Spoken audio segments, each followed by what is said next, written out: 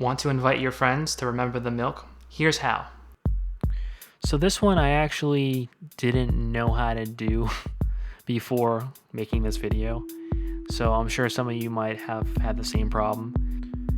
At first I was thinking it was going to be somewhere in the account settings, but the right way to do it would be going over to contacts, clicking on that plus button, and right here, if you add an email address here to someone who doesn't have an account, they will get an invite to join. It's that simple.